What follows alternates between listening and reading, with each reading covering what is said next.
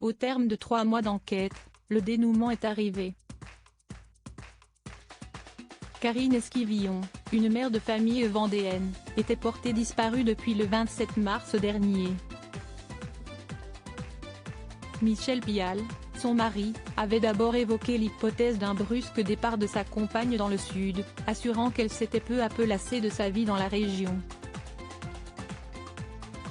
Toutefois, les enquêteurs ayant mis en évidence des incohérences dans ses propos, le père de famille de 51 ans avait été placé en garde à vue le 14 juin.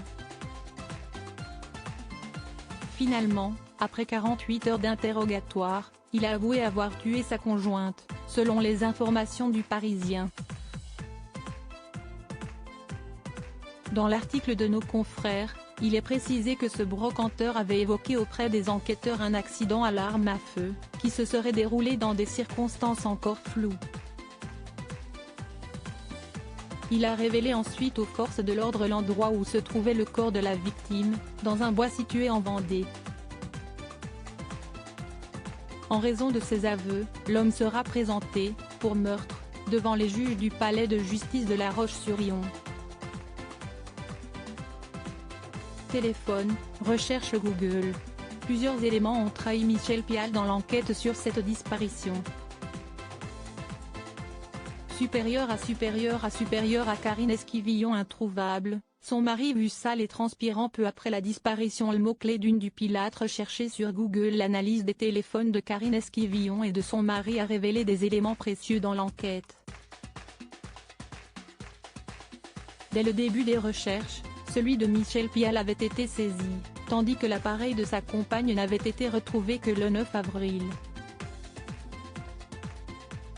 Toutefois, selon les informations du quotidien régional, le téléphone de la mère de famille avait été éteint puis rallumé à maintes reprises, entre le jour de sa disparition et celui où l'objet a été découvert.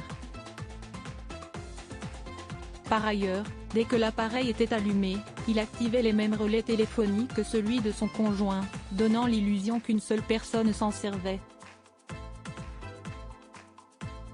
D'autre part, les bornes démontraient que les deux téléphones étaient utilisés dans le secteur du domicile du couple, ce qui venait contredire l'hypothèse selon laquelle la mère de famille serait partie dans le sud, détaille Le Parisien.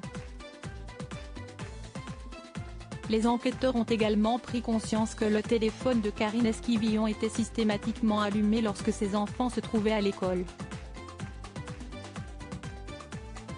Autant d'éléments qui ont poussé les forces de l'ordre à penser que son conjoint utilisait son appareil.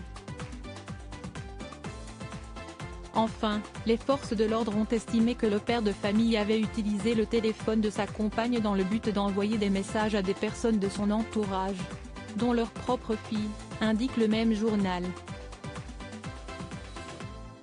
Des textos qui se voulaient rassurants, dans lesquels figuraient notamment 2 clichés de la dune du Pilat, située en Gironde, où elle était censée s'être rendue.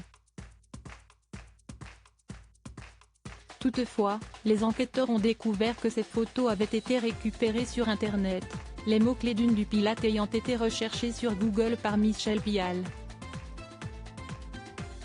Article écrit en collaboration avec 6 médias. Crédit photo, capture d'écran Facebook.